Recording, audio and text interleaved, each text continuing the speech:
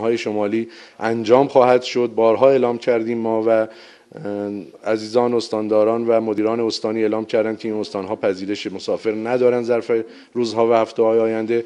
قاعدتاً خواهش می‌کنیم عزیزان قصد مسافرت به استانهای شمالی نکنند، چون بسیاری از عزیزانی که در مسیر هم هستند و در این ترافیک الان قرار دارند هم قطعاً بازگشت داده خواهند شد و اجازه ورود به اونها به شهرها داده نخواهد شد مگر سکنه بومی و اتومبیل هایی که به هر حال به نوعی اقدام ضروری انجام میدن یا بحث حمل و نقل رو به نوعی تقبل میکنند. موضوع دیگری هم که عرض کنم در مورد کاهش ساعات کاری کارکنان در ادارات، سازمان ها و ارگان های دولتی و عمومی هست که قطعاً با هماهنگی ستادهای استانی و استانداران و با مصوبه و تایید رئیس جمهور محترم، یعنی مصوب ستاد ملی و تایید رئیس جمهور محترم باید این اقدام انجام بشه و هماهنگی با مصوبات ستاد ملی باید منظور بشود. لذا هر گونه اقدامی خارج از مصوبات ستاد ملی در خصوص کاهش ساعات کاری قاعدتاً قابل پذیرش نخواهد بود و در هیچ استانی هم انجام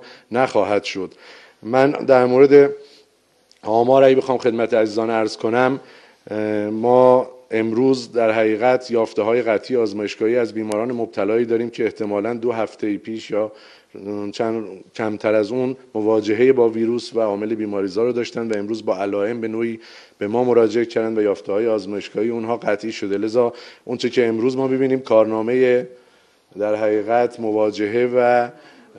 مواجهه با ویروس در ظرف 14 روز گذشته به خصوص هست و 1234 مورد قطعی رو ما اضافه بر مواردی که تا دیروز ظهر مشخص شده بود ظرف 24 ساعت گذشته داشتیم.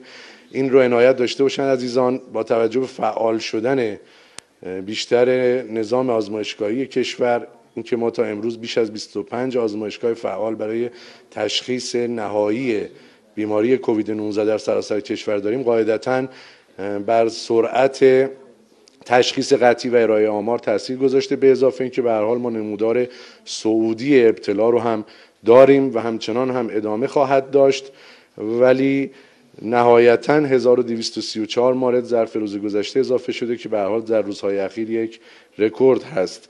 مجموع آمار مبتلایان قطعی و مسجل به بیماری کووید 19 در کشور با احتساب این موارد جدید به 4747 نفر خواهد رسید و از این جمع تا امروز که ما در خدمت شما هستیم 1413 نفر در استان تهران تشخیص قطعی داشتند که حتی به نسبت جمعیت هم عدد بالایی است. به هر حال الان تهران یک کانون به نوعی این بیماری تلقی میشه و عرض کنم خدمت شما سایر استانها هم در پایگاه اطلاع رسانی وزارت بهداشت و رسانه‌ها به تفکیک اعلام کردیم که عزیزان میتونن از اون استفاده کنند و روند رو به رشد و شیوع بیماری در استانهای مختلف رو ببینن. جناب خیلی متشکرم. یه اشاره کردید خب بالاخره گفتگوها و اخبار متفاوتی اومده درباره ساعت کاری ادارات و حتی شنیدیم که برخی استاندارها هم تصمیم‌های متفاوتی گرفتن.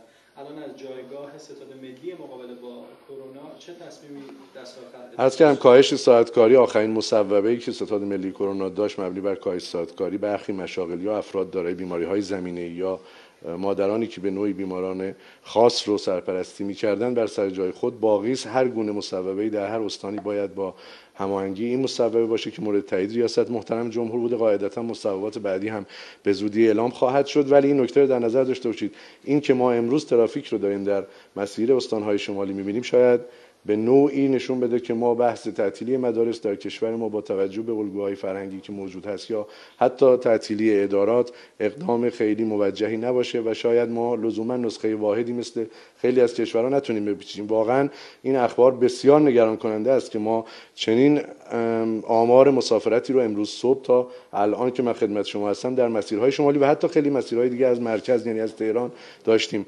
من به طور جد خیلی صریح شفاف عرض می‌کنم ما امروز همین تهران ما به نوعی به کانون بیماری داره شناخته میشه. این سفرها حتی اگه برای صله رحم و دیدار بزرگترهای خودمون هم هست، من خدمت شما عرض کنم ما داریم ویروس رو هدیه میبریم برای دوستانمون، عزیزانمون و آشنایانمون. قطعا این اقدام پذیرفتنی نخواهد بود.